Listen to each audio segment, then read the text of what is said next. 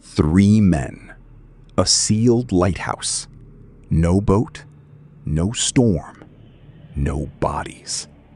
The meal was still on the table, and nobody in over 100 years has ever explained what happened next.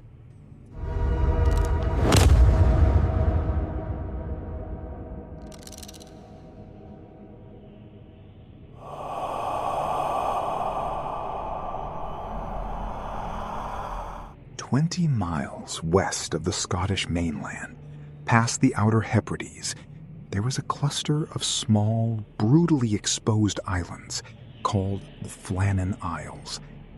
They are not hospitable.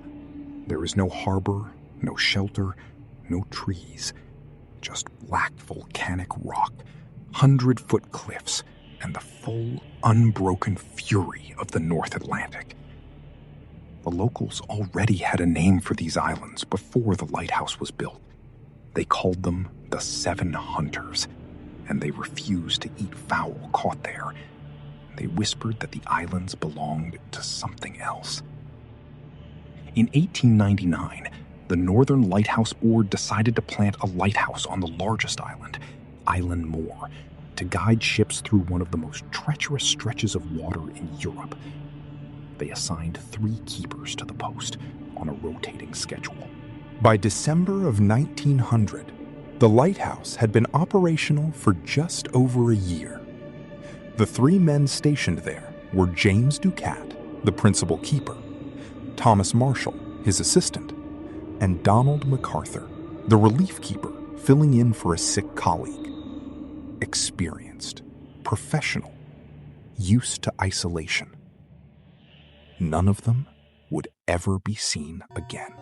Here is where the story goes from tragic to genuinely terrifying. Before they vanished, Thomas Marshall left behind logbook entries that should be read in full, because they read less like operational notes and more like a man slowly coming undone. December 12th. Severe winds, the likes of which I have never seen before in 20 years. James Ducat has been very quiet. Donald MacArthur has been crying. Donald MacArthur, described by colleagues as one of the toughest men on the Scottish coast, was crying. December 13th, storm still raging. All 3 of us prayed, experienced lighthouse keepers, praying together. On an island they'd been assigned to dozens of times. December 15th, the final entry. Storm ended. Sea calm. God is over all. Ships passing on December 15th reported the lighthouse beam was gone. On December 26th, the relief vessel Hesperus arrived to rotate the keepers. Nobody came to the jetty to meet them. The crew forced their way in. The last meal was half-eaten. Mutton, potatoes, a glass of water, overturned chair, oilskins still hanging by the door. Clock. Stop. 3 men. Gone. As if the island had simply swallowed them. 3 ways to explain the impossible. Theory 1. The rogue wave. The most widely accepted explanation, and the one the Northern Lighthouse Board officially endorsed, is that all 3 men were killed by an extraordinary rogue wave, or a series of them, while working on the western landing platform. The evidence? Investigators found iron railings on the cliff face bent and twisted inward. A supply crate weighing over a ton had been moved 30 feet from its original position.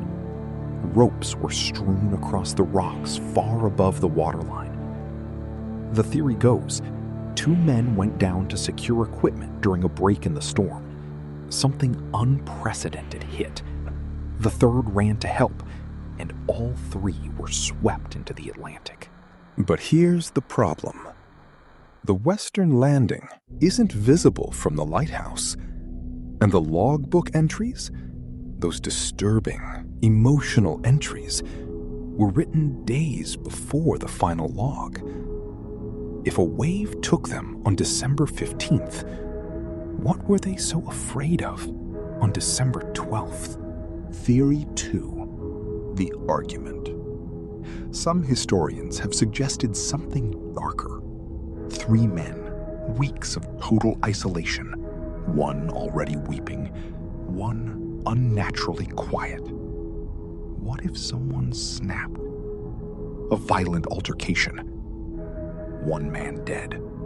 Another overcomes with guilt. The third, lost trying to flee or find help on those impossible cliffs.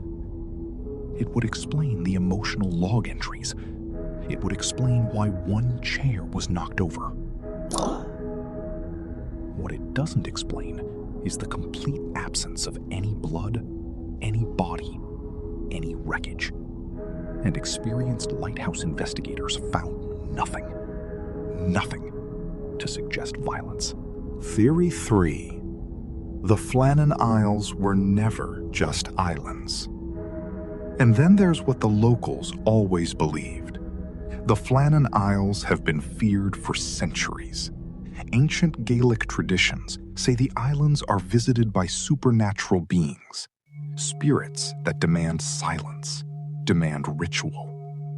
Early travelers reportedly removed their outer garments before stepping ashore as a sign of submission. The men who vanished, were they the latest offering?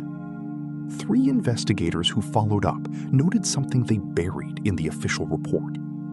Not one of the surviving supply crates had been opened. The men had enough food for weeks. They weren't planning to leave. So why would they go outside at all, together, leaving a half-eaten meal during a December night on the North Atlantic? In recent years, oceanographers and forensic historians have attempted to reconstruct exactly what could have hit Eilean Mòr on December 15, 1900. Using modern wave modeling, researchers identified that the Western Atlantic corridor, the exact direction facing the lighthouse's lower platform, is capable of producing what are now called 3 sisters, a rare sequence of 3 abnormally large waves that arrive within minutes of each other from separate directions. The third wave, models suggest, would have hit the platform from an angle invisible from the jetty. Invisible and silent until it was already there. But here is the reconstruction's one unsolvable problem. The meal, the overturned chair, the stopped clock. The 3 sisters model explains the cliff damage perfectly. It explains how 3 men could vanish without a trace.